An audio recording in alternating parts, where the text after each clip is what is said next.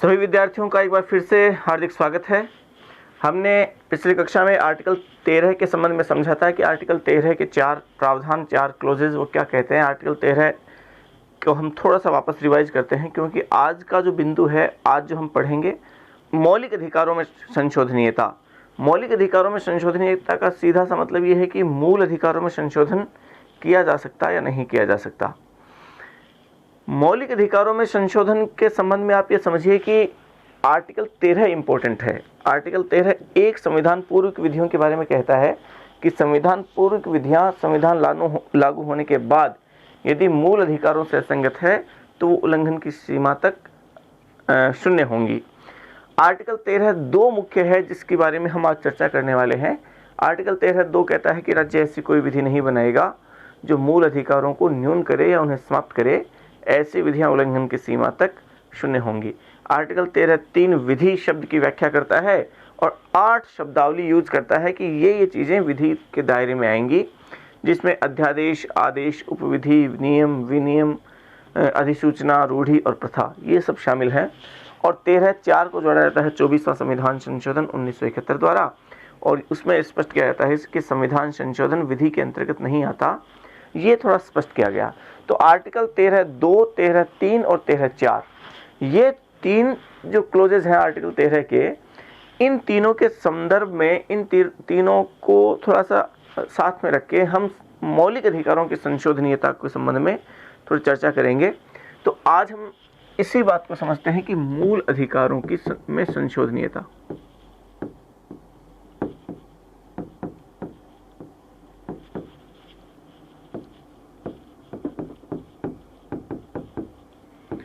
ये प्रश्न पूछा जा सकता है सीधा सीधा मूल अधिकारों की संशोधनीयता के संबंध में।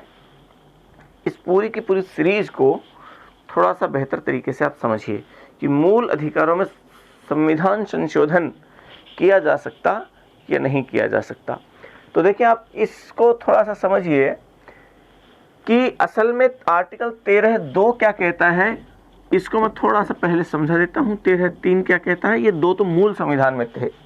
फिर 13(4) की बात करेंगे जो कि 24वें संविधान संशोधन द्वारा जोड़ा गया। तो 13(2) को तो ये कहता है कि राज्य ऐसी कोई भी विधि नहीं बनाएगा, ये ऐसी कोई भी विधि नहीं बनाएगा जो मूल अधिकारों को क्या करती हो, जो मूल अधिकारों को समाप्त करती हो या न्यून करती हो। और यदि कोई ऐसी विधि बनाई गई तो ऐसी विधि क्या हो जाएगी, ऐसी विधि यदि कोई बना ली गई तो ऐसी विधि शून्य घोषित कर दी जाएगी। ये बात आर्टिकल 13(2) कहता है। अब आर्टिकल 13(2) में जिस विधि शब्द का यूज किया गया, इस विधि में दायरे में क्या क्या आएगा वो आर्टिकल 13(3) में कहा गया। और इस 13(3) में विधि के अंतर्गत क्या क्या माना गया वो आप जानते हैं। अध्यादेश शब्द लिया गया यूज में कि विधि के अंतर्गत कौन कौन शामिल होंगे, तो अध्यादेश, फिर आदेश आपके रजिस्टर में लिखा हुआ है, फिर उपविधि, फिर नियम, फिर विनियम, फिर अधिसूचना, इसी क्रम में है, फिर विधि का बल रखने वाली रूढ़ि व प्रथा। ये 8 शब्द हैं, 1, 2, 3, 4, 5, 6, 7 और 8। अब इन 8 शब्दों में कहीं भी संविधान संशोधन शब्द नहीं लिखा हुआ है कि विधि के अंतर्गत संविधान संशोधन भी आते कि नहीं आते। 13(3) में इस बात का कोई उल्लेख नहीं है। तो ये बात हुई, ये विवाद का विषय हुआ, ये बात उठी कि चलिए मौलिक अधिकारों में के विरोध में कोई विधि तो नहीं बना सकते हम, ऐसी कोई भी विधि नहीं बना सकते जो मौलिक अधिकारों को कम करती हो, उसके विरोध में कोई विधि नहीं बनाई जा सकती। ये तो ठीक है, लेकिन संविधान संशोधन के द्वारा मौलिक अधिकारों को कम या समाप्त किया जा सकता है या नहीं किया जा सकता, क्योंकि विधि बनाकर उसे कम या समाप्त नहीं कर सकते। और चूंकि संविधान संशोधन विधि हुई है ही नहीं, 13(3) में संविधान संशोधन कहीं लिखा हुआ ही नहीं है। विधि नहीं बना सकते का मतलब कोई अध्यादेश, आदेश, उपविधि, नियम, विनियम, अधिसूचना, रूढ़ि और प्रथा ये जारी नहीं कर सकते। इसके अलावा जो है वो इसका मतलब विधि में नहीं है, और जो विधि में नहीं है इसका मतलब वो तो कर ही सकते हैं। तो संविधान संशोधन चूंकि इसमें कहीं जिक्र नहीं आया, तो ये चर्चा हुई कि मौलिक अधिकारों में संविधान संशोधन करके उनको कम या समाप्त किया जा सकता है। और असल में ये विवाद का विषय कब उठा, ये विवाद का विषय उठता है, उसी बारे में हम थोड़ी सी चर्चा कर रहे हैं आगे। असल में क्या होता है कि जब संविधान लागू हुआ तभी से 8 अनुसूचियां थी हमारे संविधान में, 395 अनुच्छेद थे।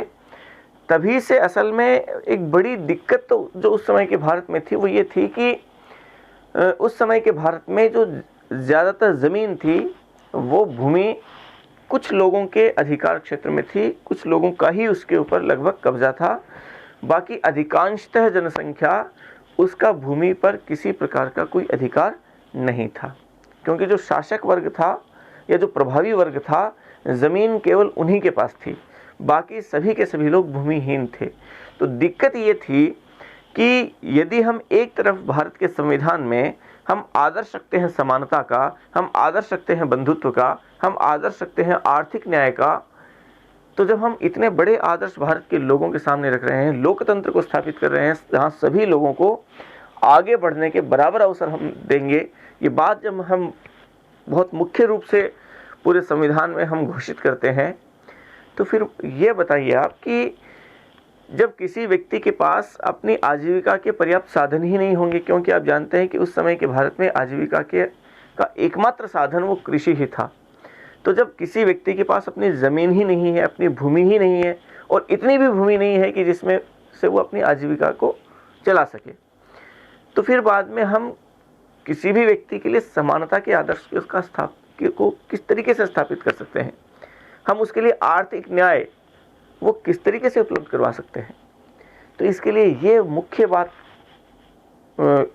विचार किया गया इस बात पे कि इन सब चीज़ों के लिए बहुत ज़रूरी ये है कि हम प्रत्येक व्यक्ति के हिस्से में कम से कम इतनी ज़मीन तो आनी चाहिए, सरकार इस बात की व्यवस्था करे कि उस व्यक्ति के हिस्से में कम से कम इतनी ज़मीन तो आए कि वो अपने जीवनचर्या तो कम से कम चला सके, अपना जीवन यापन तो कम से कम कर सके।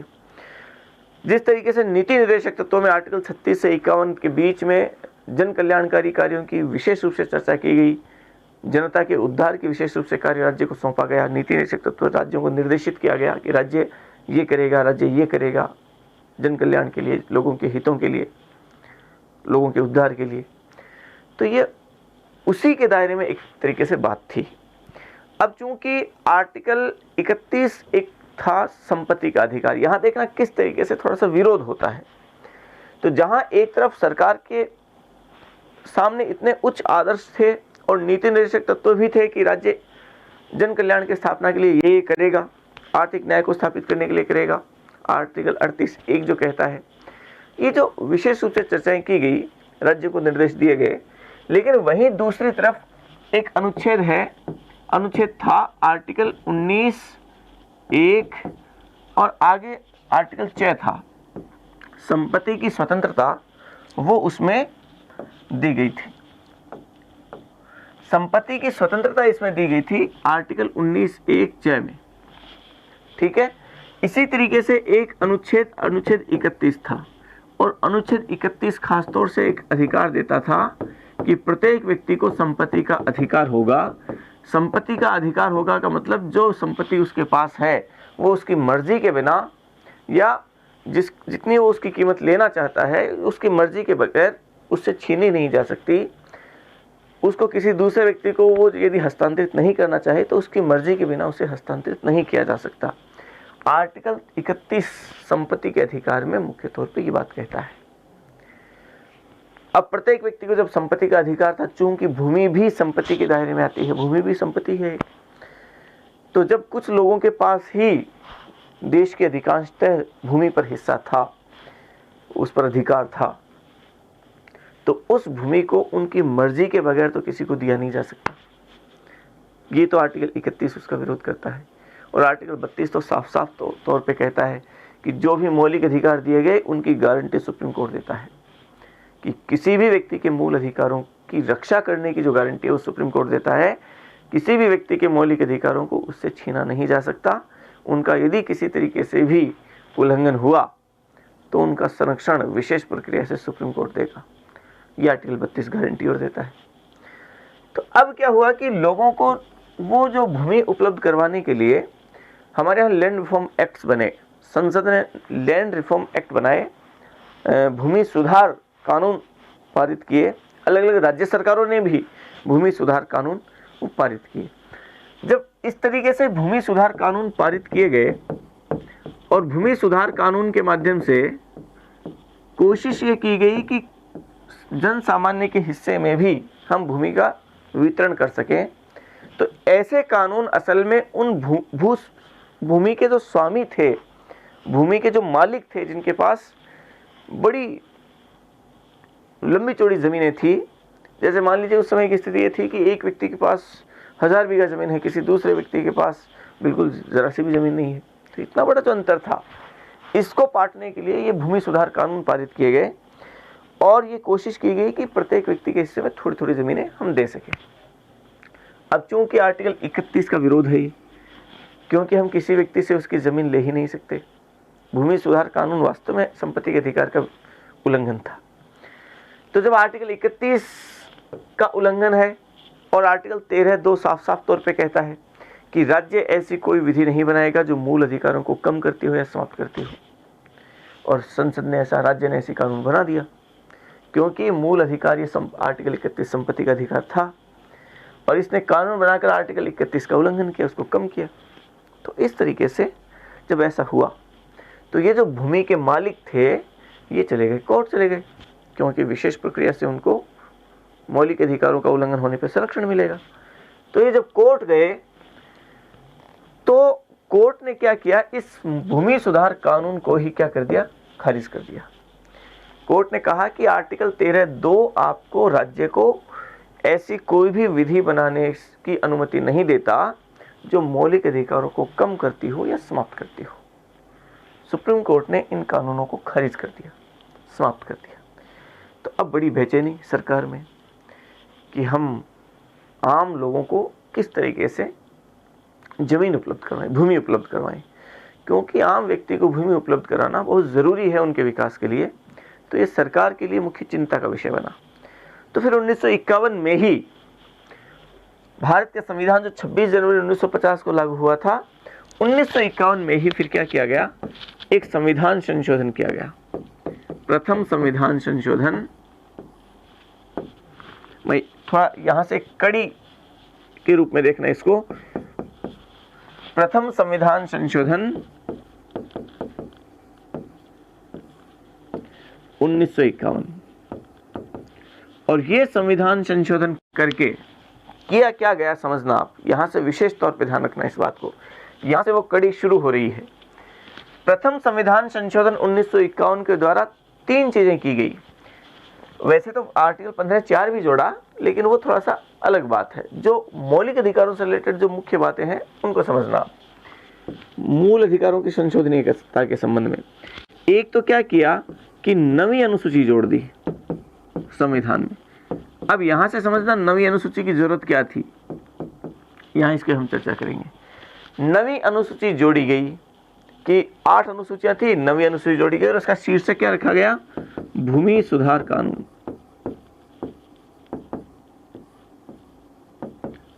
भूमि सुधार से रिलेटेड ये नवी अनुसूची।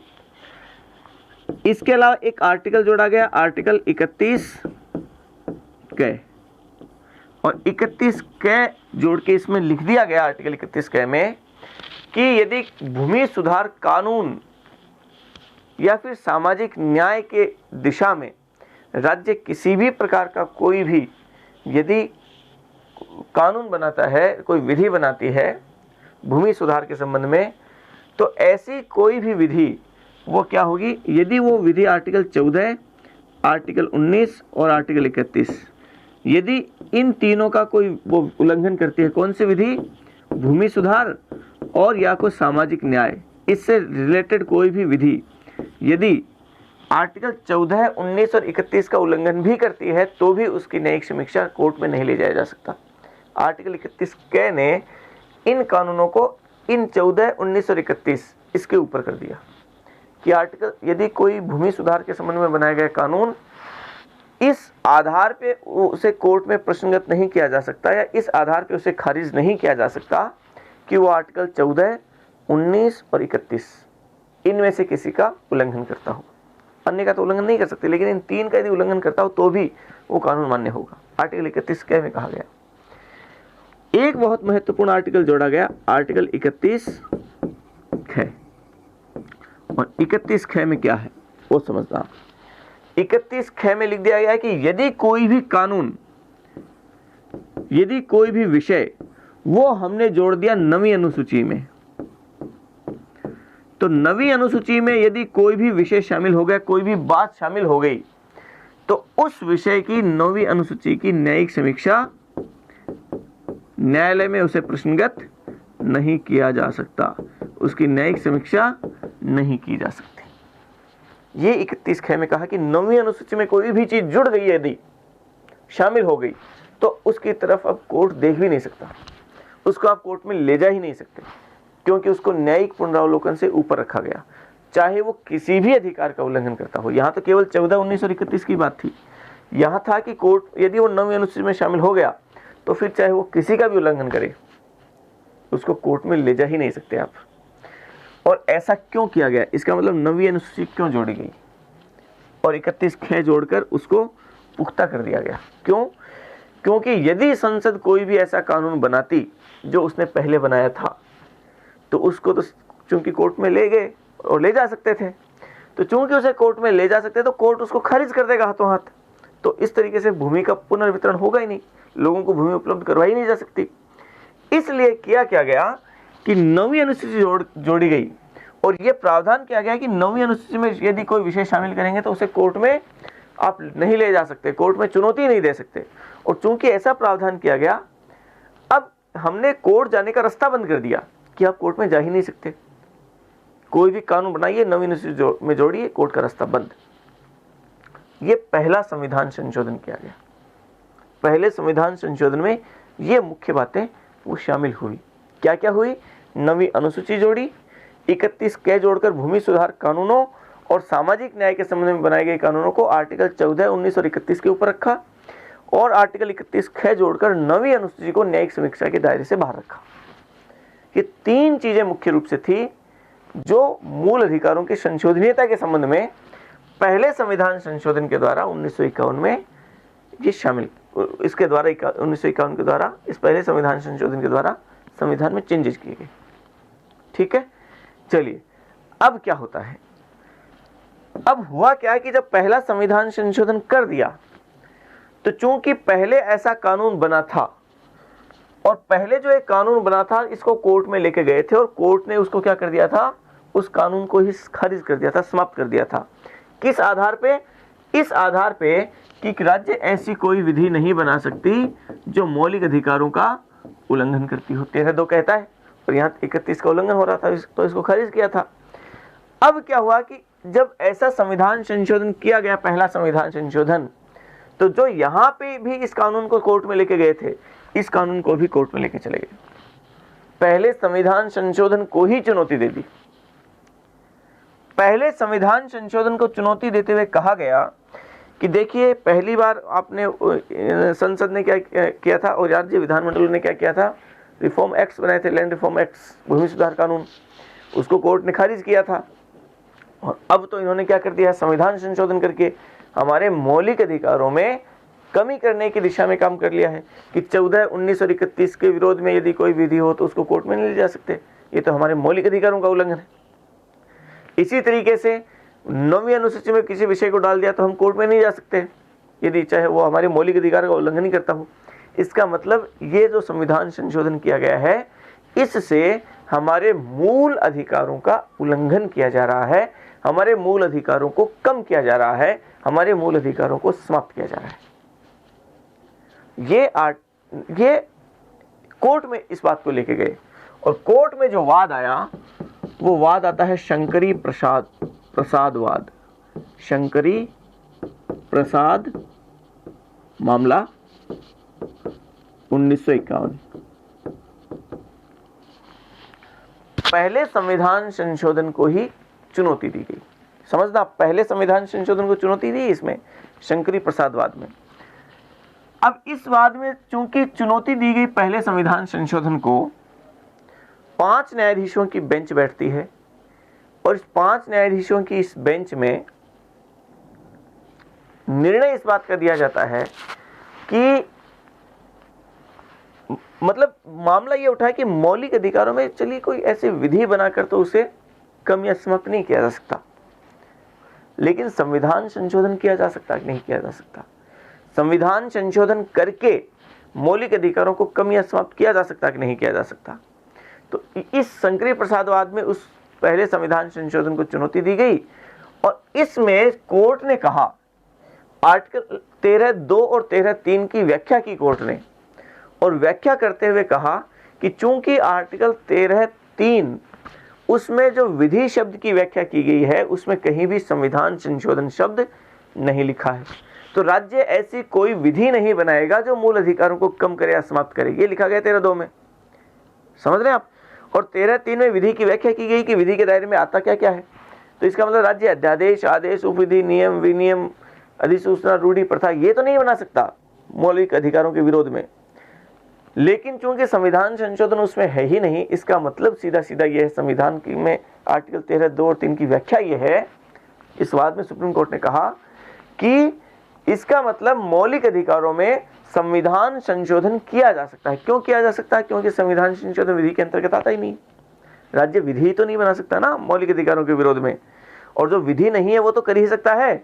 तो चूंकि संविधान संशोधन विधि नहीं है, विधि के दायरे में नहीं है, विधि के अंतर्गत नहीं है, इसका मतलब यह है कि मौलिक अधिकारों में संविधान संशोधन किया जा सकता है। तो इसने निर्णय दिया कि मूल अधिकारों में संविधान संशोधन किया जा सकता है। समझ रहे हैं आप? तो मूल अधिकारों में संविधान संशोधन किया जा सकता है, इसने निर्णय दे दिया। और पहले संविधान संशोधन को क्या दे दिया? इसने वैध ठहराया कि पहला संविधान संशोधन एकदम ठीक है, कोई दिक्कत नहीं है, क्योंकि मूल अधिकारों में संविधान संशोधन करके उन्हें कम या समाप्त किया जा सकता है, कोई इश्यू नहीं है, कोई दिक्कत नहीं है।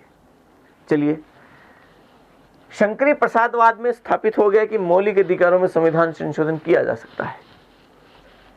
आगे समझिए, अगला मामला आता है सज्जन सिंह वाद आता है 1965 में। उसमें सुप्रीम कोर्ट ने एक बार फिर से कहा, इसी शंकरी प्रसादवाद के ही निर्णय को फिर से दोहराया और कहा कि मौलिक अधिकारों में संविधान संशोधन किया जा सकता है।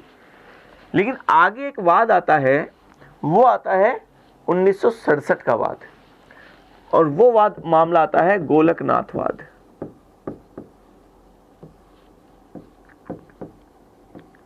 गोलकनाथ का मामला आता है 1967 में, और इस मामले में सुप्रीम कोर्ट ने कहा, और सुप्रीम कोर्ट ने निर्णय देते हुए बहुत महत्वपूर्ण सिद्धांत स्थापित किया। पहले वाले इस निर्णय को चेंज किया, बदला, और बदलते हुए कहा कि देखिए, मूल अधिकारों की प्रकृति बहुत पवित्र होती है, बहुत पवित्र किस्म के होते हैं, और मौलिक अधिकारों में परिवर्तन किसी भी सूरत में नहीं किया जा सकता, संशोधन किसी भी सूरत में नहीं किया जा सकता। आर्टिकल 13(2) की और 3 की पुनर्व्याख्या की गई, और ये कहा गया कि देखिए, आर्टिकल 13(2) कहता है कि राज्य ऐसी कोई विधि नहीं बनाएगा।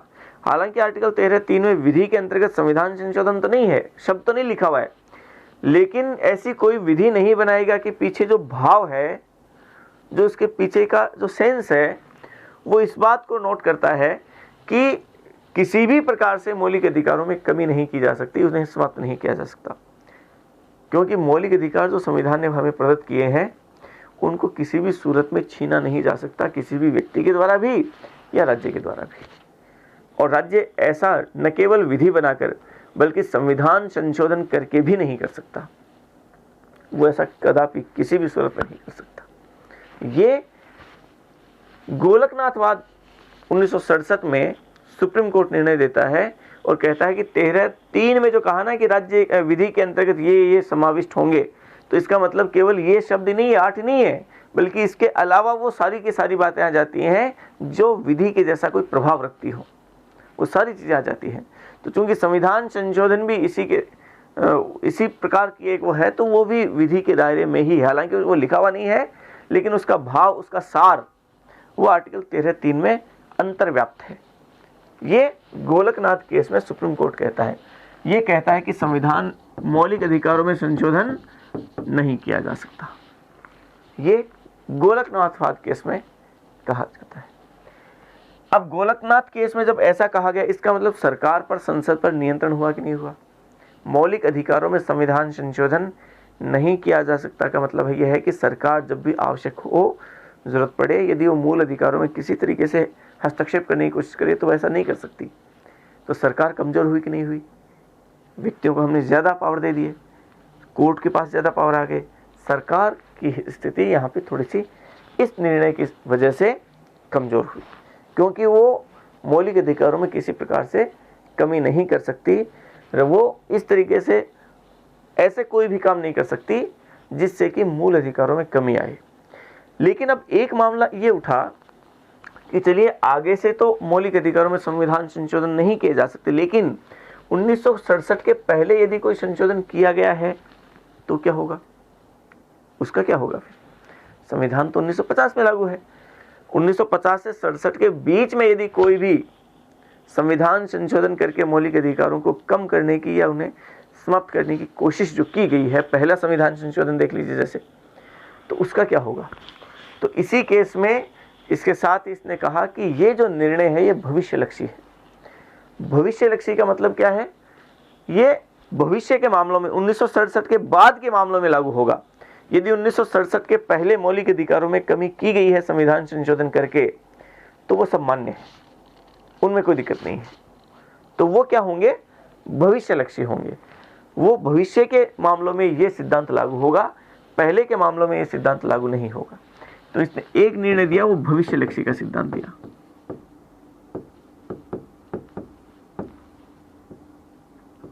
भविष्यलक्षी, ठीक है। चलिए, इंदिरा गांधी सरकार थी इस समय 1967 में।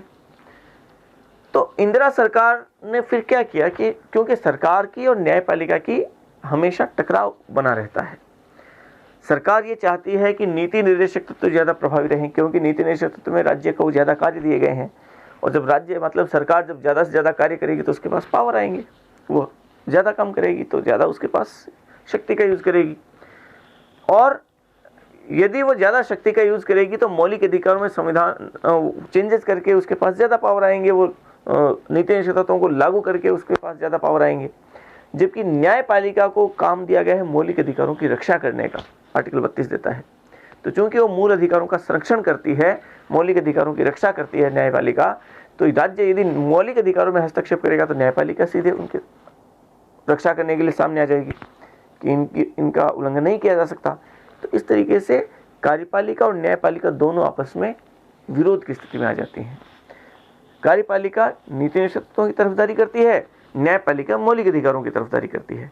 तो ये जो टकराव न्यायपालिका का और कार्यपालिका का है, यही टकराव मौलिक अधिकारों का और नीति निर्देशक तत्वों का भी है। ये जब हम आगे पढ़ेंगे तब इसके बारे में कभी और चर्चा करेंगे, जब नीति निर्देशक तत्व पढ़ेंगे उस समय। तो यहाँ पे चूंकि ये निर्णय सरकार के विरोध में था, तो फिर बाद में एक संविधान संशोधन करती है कि किया जाता है 24वां संविधान संशोधन, 24वां संविधान संशोधन 1971। और इस संविधान संशोधन के द्वारा क्या किया गया कि एक तो जोड़ा गया अनुच्छेद 13(4), क्योंकि इस निर्णय को पलटना जरूरी था सरकार के लिए।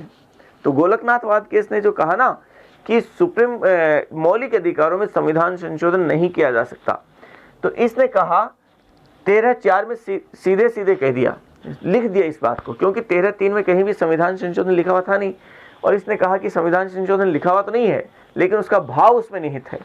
तो इसने 13(4) में स्पष्ट तौर पे लिख दिया कि संविधान संशोधन विधि के अंतर्गत नहीं आते, विधि के दायरे में नहीं आते, संविधान संशोधन विधि नहीं होते।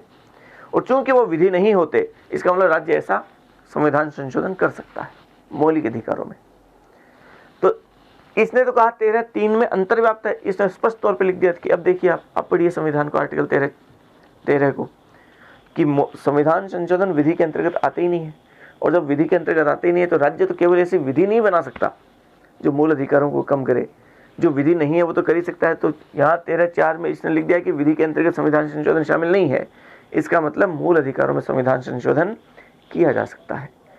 इसमें लिखा गया है कि आर्टिकल 13 के अंतर्गत आर्टिकल 368 का वो जो भी बातें हैं वो शामिल नहीं होंगी, वो आर्टिकल 13 पर लागू नहीं होंगी। तो इस तरीके से आर्टिकल 368 में आप जानते हैं संविधान संशोधन है, तो वो विधि के दायरे में नहीं आएंगे। ये इस 13(4) में जोड़ दिया गया 24वें संविधान संशोधन द्वारा। और इसके द्वारा न केवल आर्टिकल 13(4) जोड़ा, बल्कि आर्टिकल 368 में भी एक बात लिख दी गई कि आर्टिकल 368 का संबंध आर्टिकल 13 के अंतर्गत नहीं होगा। तो मतलब आर्टिकल 13 और 368 को अलग कर दिया कि 13 में जो विधि शब्द है वो अलग है, आर्टिकल 368 में जो संविधान संशोधन है वो अलग है, वो विधि के अंतर्गत नहीं है। दो जगह ये बातें लिख दी गई, 13(4) जोड़कर भी और आर्टिकल 368 में भी भाषा चेंज करके वहाँ वो लिख दिया गया। तो इसका मतलब 24वां संविधान संशोधन का अगर आप सीधे सीधे तौर पर अर्थ समझे तो इसके द्वारा ये स्थापित कर दिया गया है कि मूल अधिकारों में संविधान संशोधन किया जा सकता है। मूल अधिकारों में संविधान संशोधन किया जा सकता है। इसके द्वारा ये इसने कहा कि मूल अधिकारों में संविधान संशोधन नहीं किया जा सकता, इसने संविधान संशोधन करके कह दिया कि इसमें मौलिक अधिकारों में संविधान संशोधन किया जा सकता है। बात समझ रहे हैं आप? अब जब 24वें संविधान संशोधन द्वारा ऐसा किया गया तो फिर बाद में इस संविधान संशोधन को एक मामला आया केशवानंद भारतीवाद 1973। इस मामले में इसे कोर्ट में चुनौती दी गई, इसे कोर्ट में लाया गया और कहा कि 24वां संविधान संशोधन देखिए, जहां गोलकनाथवाद कहता है कि मौलिक अधिकारों में संविधान संशोधन नहीं किया जा सकता, किस तरीके से एक संविधान संशोधन करके उसके उल्टी बात को न केवल उसका विरोध किया गया बल्कि उससे विपरीत बात को संविधान में और शामिल कर दिया 13(4) जोड़ के। तो इस 24वें संविधान संशोधन को खारिज किया जाए, ये मांग की गई। केशवानंद भारती केस 1973 आता है और असल में ये जो केशवानंद भारती केस है वो 29वां संविधान संशोधन एक हुआ था, उसको चुनौती दी गई थी। केरल रिफॉर्म एक्ट को 9वीं अनुसूची में शामिल किया गया था। तो ये केरल लैंड रिफॉर्म एक्ट था, उसको कोर्ट में चुनौती दी गई थी। तो यहाँ पे केशवानंद भारती केस में सुप्रीम कोर्ट ने के 13 न्यायाधीशों की पीठ बैठती है और 13 न्यायाधीशों की ये पीठ 7-6 से निर्णय देती है और 7-6 से निर्णय देते हुए इसके जो मुख्य चीफ जस्टिस थे उस समय SM सीकरी थे, 7-6 से निर्णय दिया और 7-6 से निर्णय देते हुए इस वाद में सुप्रीम कोर्ट कहता है कि 24वें संविधान संशोधन द्वारा जो भी कहा गया वो बिल्कुल ठीक है, वो वैध है। मतलब ये कि मूल अधिकारों में संविधान संशोधन किया जा सकता है, कोई दिक्कत नहीं। लेकिन इसने बहुत महत्वपूर्ण सिद्धांत एक और स्थापित किया। इसने कहा कि मौलिक अधिकारों में संविधान संशोधन किया जा सकता है, लेकिन न केवल मौलिक अधिकारों में बल्कि संविधान के किसी भी हिस्से में संविधान संशोधन किया जा सकता है। लेकिन संविधान संशोधन करते समय एक बहुत विशेष तौर पर इस बात का ध्यान रखा जाएगा कि संविधान के ऐसे किसी भी पार्ट में, ऐसे किसी भी हिस्से में संविधान संशोधन नहीं किया जा सकता जो कि मूल ढांचे का हिस्सा है, संविधान के मूल ढांचे के दायरे में आता है। 1973 के इस मामले से पहले कहीं भी कभी भी संविधान के मूल ढांचे शब्दावली का यूज ही नहीं किया गया था। सुप्रीम कोर्ट पहली बार संविधान के मूल ढांचे की शब्दावली का सिद्धांत, मूल ढांचे का सिद्धांत स्थापित करता है, मूल ढांचे की शब्दावली यूज करता है। तो मूल ढांचे का सिद्धांत आया यहाँ पे, संविधान का मूल ढांचा, कि इस मूल ढांचे का उल्लंघन नहीं किया जा सकता, मूल ढांचे के विरोध में ऐसा कोई संविधान संशोधन नहीं किया जा सकता जो मूल ढांचे में चेंज कर दे। बेसिक स्ट्रक्चर या मूल ढांचे का मतलब यह है कि संविधान की कुछ ऐसी बातें जिनके ऊपर पूरा का पूरा संविधान टिका हुआ है, संविधान का पूरा दर्शन उसके ऊपर टिका हुआ है, संविधान का पूरा आदर्श उसके ऊपर टिके हैं, संविधान के सारे उद्देश्य उसके ऊपर उन चीज़ों के ऊपर टिके हुए हैं। जो बेसिक्स हैं संविधान के, उनमें चेंजेस नहीं किए जा सकते। बाकी मूल अधिकार सहित संविधान के किसी भी हिस्से में चेंजेस, संविधान संशोधन किए जा सकते हैं, लेकिन मूल ढांचे में शामिल किसी बात में चेंज, संविधान संशोधन नहीं किया जा सकता। ये केशवानंद भारती केस कहता है।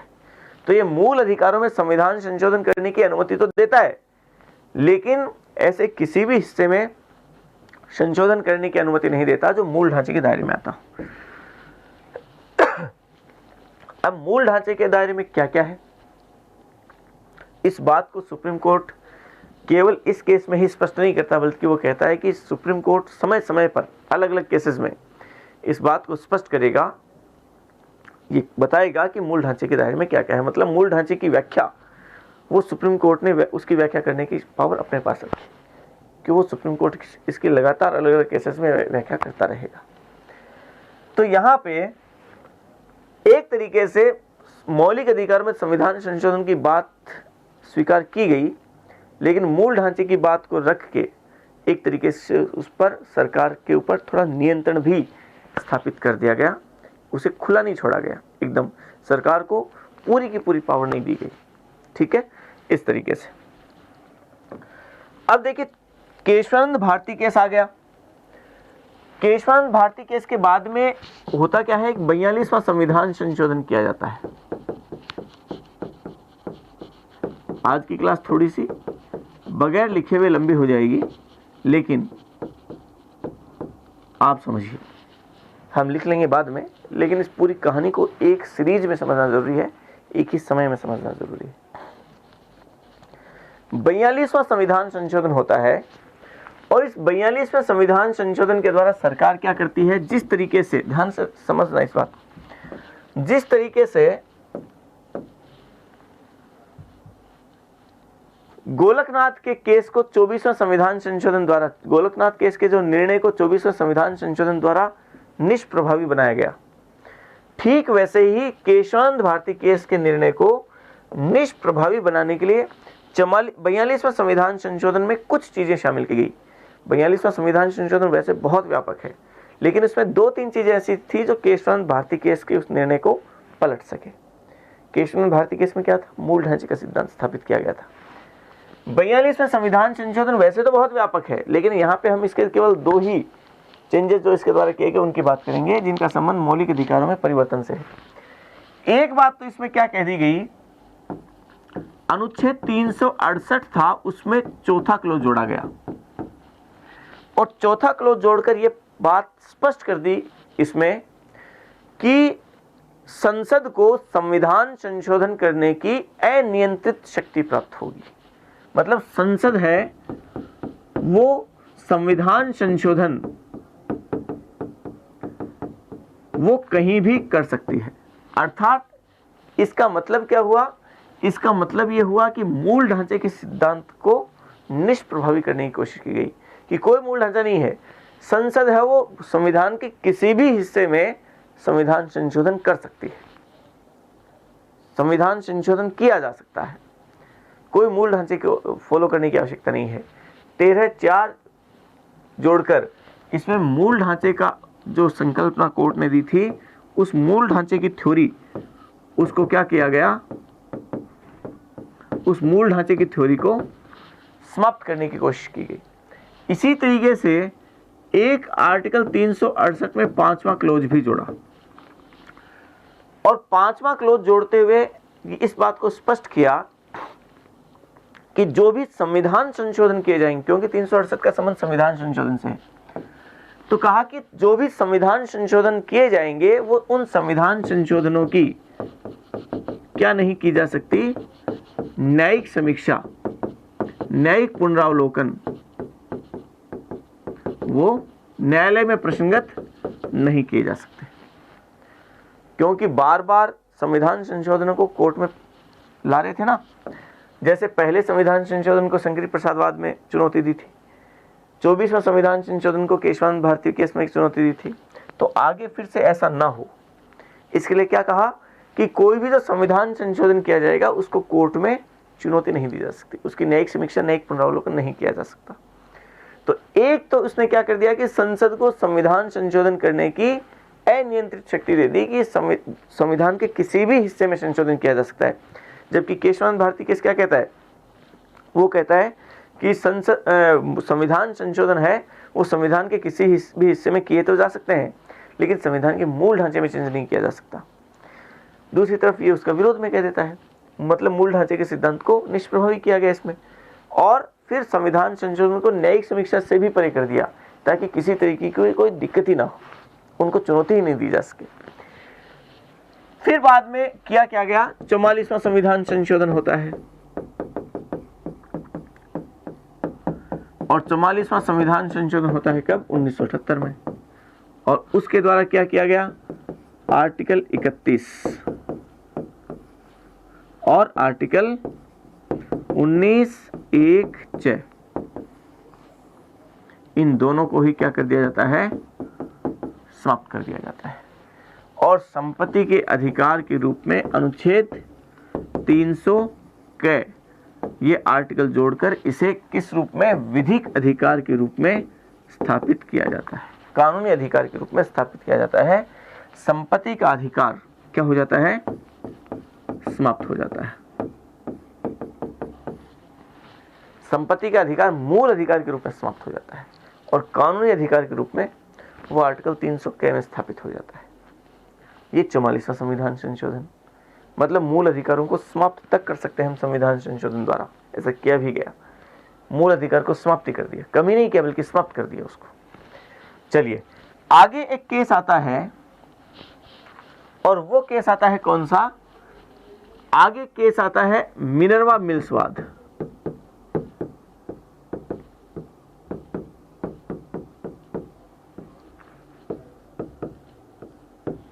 (1980) में। और इस केस में 42वां संविधान संशोधन में जो आर्टिकल 368(4) और 368(5) ये किए गए थे, उनको चुनौती दी गई कि ऐसा किया कैसे जा सकता है, अनियंत्रित शक्ति कैसे दी जा सकती है संविधान संशोधन करने की, और न्यायिक पुनरावलोकन पर संकट कैसे आ सकता है। तो यहाँ पे मिनर्वा मिल्स वाद में इस बात को स्पष्ट किया कि पहली बात तो आर्टिकल 368(4) जो जोड़ा गया है 42वें संविधान संशोधन द्वारा, उसे समाप्त किया जाता है। ये संविधान के विरोध में है, तो संविधान के मूल ढांचे की संकल्पना को उसने फिर से स्थापित किया। इसका मतलब इस मिनर्वा मिल्स वाद में मूल ढांचे का जो सिद्धांत है, वो मूल ढांचे का सिद्धांत, ये थ्योरी फिर से क्या की गई, स्थापित की गई। इसे फिर से स्थापित किया जाता है। इस मौलिक अधिकारों में या संविधान के किसी भी हिस्से में संशोधन तो किया जा सकता है, लेकिन संविधान के मूल ढांचे के साथ छेड़छाड़ नहीं की जा सकती। तो 368(4) जो मूल ढांचे के सिद्धांत को खारिज करता है, उस 368(4) को ही हम समाप्त करते हैं, कोर्ट ने निर्णय दिया। और साथ ही अनुच्छेद 368(5) में जिस तरीके से न्यायिक पुनरावलोकन, संविधान संशोधन का न्यायिक पुनरावलोकन नहीं किया जा सकता है जो कहा गया, तो कोर्ट ने इस मिनर्वा मिल्स केस में स्पष्ट करते हुए कहा कि देखिए, ये जो न्यायिक पुनरावलोकन की जो पावर है, ये जो शक्ति है, वो संविधान के मूल ढांचे में शामिल है। न्यायिक पुनरावलोकन की शक्ति न्यायपालिका की संविधान के मूल ढांचे में शामिल है। और चूंकि मूल ढांचे में छेड़छाड़ की ही नहीं जा सकती, मूल ढांचे में तो संशोधन किया ही नहीं जा सकता, और आपने यहाँ 368(5) के द्वारा मूल ढांचे में ही संशोधन कर दिया, इसका मतलब ये भी, इसे भी समाप्त कर दिया गया। इन दोनों को निष्प्रभावी किया गया मिनर्वा मिल्स केस में। और केशवानंद भारती केस का जो मामला था, मूल ढांचे का सिद्धांत था, उसे वापस पुनर्स्थापित किया गया मिनर्वा मिल्स केस में। अब यहां एक पेज अटका। एक विवाद का विषय यह रहा कि चलिए मान लेते हैं कि मूल अधिकारों में संविधान संशोधन ऐसा नहीं कर सकते जो मूल ढांचे का उल्लंघन करते हो, संविधान के किसी भी हिस्से में ऐसे हिस्से में संशोधन नहीं कर सकते जो मूल ढांचे का हिस्सा है, ये बात ठीक है। लेकिन एक विवाद का विषय ये उठा कि हमें फिर ये बताइए कि एक तरफ आपकी 9वीं अनुसूची है और एक तरफ आप ये कहते हैं 9वीं अनुसूची के में तो यदि किसी विषय को हम डाल देंगे तो उसकी तो न्यायिक समीक्षा, न्यायिक पुनरावलोकन नहीं किया जा सकता, उसको तो कोर्ट में पेश नहीं किया जा सकता, कोर्ट में प्रसंगति नहीं किया जा सकता। एक तरफ आप कह रहे हैं संविधान के मूल ढांचे में संशोधन नहीं किया जा सकता। तो आप हमें ये बताएं कि यदि मान लीजिए कि संविधान के मूल ढांचे में संशोधन कर दिया गया, चलो नहीं किया जा सकता लेकिन कर दिया, और उससे करके मूल ढांचे में संशोधन करके उसे शामिल कर दिया कहां पे, 9वीं अनुसूची में। तो मूल ढांचे में संशोधन कर दिया, इसका वो तो कर नहीं सकते, और उसे करके 9वीं अनुसूची में डाल दिया, तो 9वीं अनुसूची को आप कोर्ट में नहीं ले जा सकते, तो आप तो कह रहे हो मूल ढांचे में संशोधन नहीं कर सकते, जबकि 9वीं अनुसूची में डाल दे, इसका मतलब कोर्ट में भी नहीं ले जा सकते, तो मूल ढांचे में संशोधन हो गया। तो यहां ये विरोध की बात आ गई, ये दोनों विरोधी बातें एक साथ कैसे हो सकती है। तो फिर बाद में एक मामला आता है वामन राव वाद। वामन राव का केस आता है 1981 में, और इस केस में सुप्रीम कोर्ट इस बात को स्पष्ट रूप से कहता है और कहता है कि देखिए मूल ढांचे का जो सिद्धांत है वो तो स्थापित रहेगा, मूल ढांचे का सिद्धांत स्थापित रहेगा, तो मूल ढांचे में तो संशोधन किया ही नहीं जा सकता। तो फिर कहा कि 9वीं अनुसूची में जोड़ दिया तो क्या होगा। तो इस केस में सुप्रीम कोर्ट ने कहा कि देखिए मूल ढांचे का सिद्धांत सबसे पहली बार कब आया, तो केशवानंद भारतीवाद में आया। और केशवानंद भारती केस कब हुआ, केशवानंद भारती केस हुआ 24 अप्रैल, इसका जो निर्णय आया था ना वो आया था 24 अप्रैल 1973। तो कोर्ट ने कहा कि चलिए 9वीं अनुसूची की नई समीक्षा की जा सकती है यदि उसमें संविधान के मूल ढांचे का उल्लंघन किया गया है। तो मूल ढांचे का चूंकि सिद्धांत ही इस दिन आया, तो कोर्ट ने इस बात को स्थापित किया कि इस 24 अप्रैल 1973 के बाद, इस तिथि के बाद यदि कोई भी ऐसी विधि बनाकर कोई भी संशोधन करके या कुछ भी करके 9वीं अनुसूची में यदि कोई भी ऐसा विषय जोड़ दिया हो 9वीं अनुसूची में जो संविधान के मूल ढांचे का उल्लंघन करता हो, तो उसकी न्यायिक समीक्षा की जा सकती है, न्यायिक पुनरावलोकन उसका किया जा सकता है, उसको न्यायालय में प्रश्नगत किया जा सकता है। तो 9वीं अनुसूची में का न्यायिक पुनरावलोकन नहीं किया जा सकता, ये जो 31 में कहा, इस वामन केस ने कहा, वामन राव केस में सुप्रीम कोर्ट ने कि इस तिथि के बाद से 9वीं अनुसूची में शामिल 24 अप्रैल 1973 के बाद से 9वीं अनुसूची में शामिल किसी भी ऐसे विषय की न्यायिक समीक्षा की जा सकती है जो संविधान के मूल ढांचे का उल्लंघन करता है। क्यों इसी तारीख को क्यों चुना गया, क्योंकि मूल ढांचे का सिद्धांत ही इस दिन आया, और जब इसी दिन आया तो वो इसी दिन से लागू हो सकता था, उससे पहले तो कैसे लागू होता, उससे पहले तो मूल ढांचे की कोई बात ही नहीं थी। तो इस तरीके से वामन के राव केस में इस बात को स्थापित कर दिया गया। तो वो हमारे यहाँ अभी भी लागू है ये, कि उसके बाद यदि कोई विषय शामिल है 9वीं अनुसूची में, उसकी न्यायिक समीक्षा की जा सकती है। चलिए, वामन राव केस आ गया, मामला शांत हो गया लगभग, अब किसी प्रकार का कोई विवाद नहीं रहा। एक बाद में एक केस और आता है, को इल्होवाद, इसको और समझ लीजिए आप। को इल्होवाद आता है 2007 में, और इस को इल्होवाद 2007 में सुप्रीम कोर्ट निर्णय देता है, और निर्णय देते हुए कहता है, इस बात को स्पष्ट रूप से कहा गया को इल्होवाद में कि देखिए मौलिक अधिकारों में, इस बात को और ज्यादा स्पष्ट किया उसने, केशवानंद भारती मूल ढांचे के सिद्धांत को और स्पष्ट किया और कहा कि देखिए संविधान अलग बात है, संविधान सभा अलग चीज है, संसद अलग चीज है। संविधान को किसने बनाया? संविधान सभा ने बनाया। समझना, यहाँ पे थोड़ी और गहरी बात इसमें कही गई कि संविधान का निर्माण संविधान सभा ने किया, और उसी संविधान सभा द्वारा निर्मित संविधान में संसद का जिक्र है, मतलब संसद का गठन संविधान के अनुसार हुआ, और उस संविधान को संविधान सभा ने बनाया। तो एक तो होती है संविधान सभा और एक होती है संसद।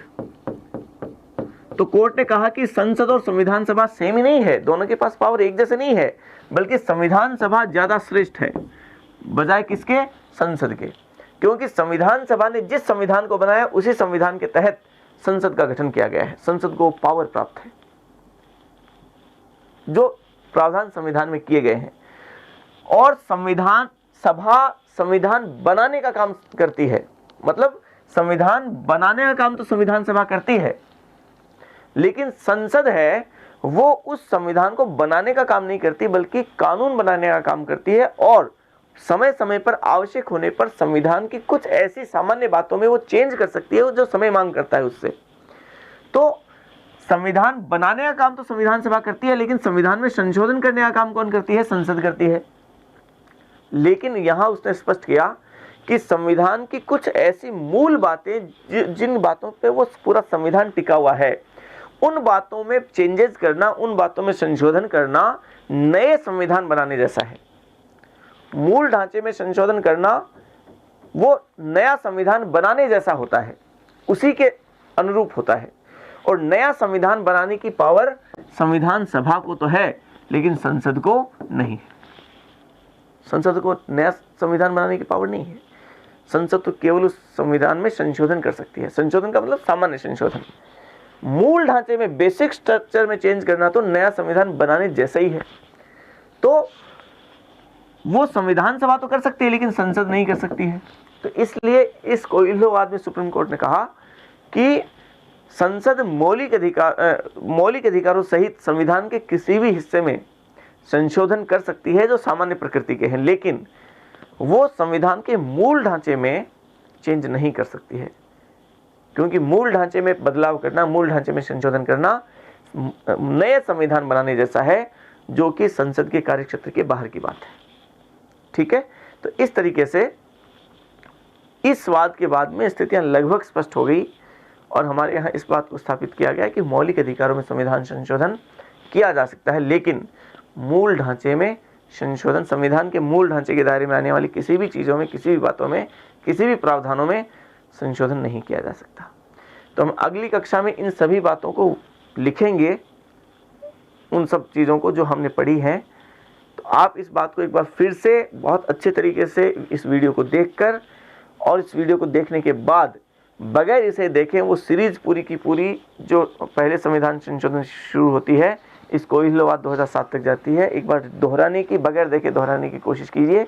जहाँ भी अटकते हैं इस वीडियो को वापस वहाँ से देखिए और उस बात को पूरी तरीके से सीखने की कोशिश कीजिए, पूरी सीरीज़ को समझने की कोशिश कीजिए।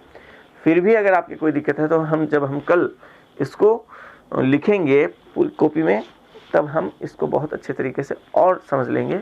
तो हम कल मिलते हैं फिर। धन्यवाद।